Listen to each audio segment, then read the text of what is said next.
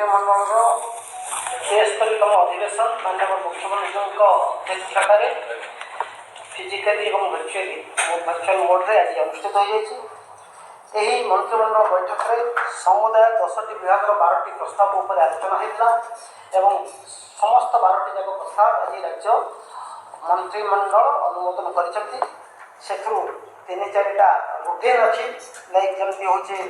षोड़श Vidhan Sabha सत्तावसान cadre restructuring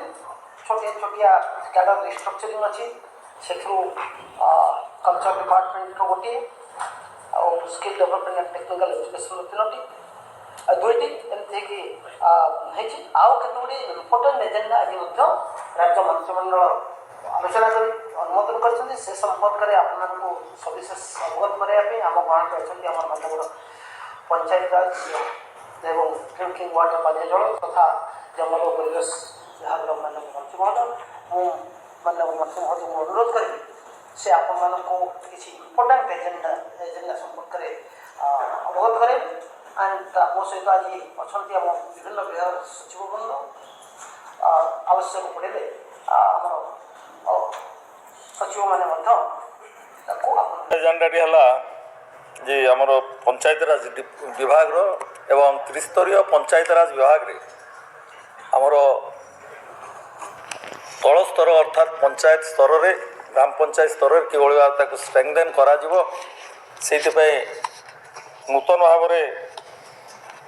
Odisha accountant come data entry operator method of recruitment and conditions of service आज ताको कार्यकारी कराई एवं से संपर्क में आम विभाग प्रिंसिपल सेक्रेटरी संपूर्ण भाव अवगत करेंगे। किसी दिन तले आमर Odisha cabinet 7142 accountant cum data entry operator post create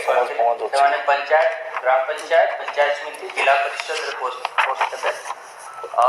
recruitment rule आज अनुमति करा रिक्रुटमेंट रूल अनुसार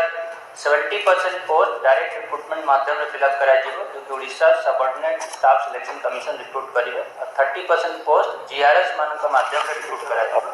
किंतु एज वन टाइम रिलैक्सेशन एथरे जिते पोस्ट अच्छी जे जीआरएस मान ऑलरेडी अच्छा 5 इयर्स काम कर अदरवाइज एलिजिबल अच्छा ओआरबी एक्ट फॉलो करके जिते एब्जॉर्व हो पार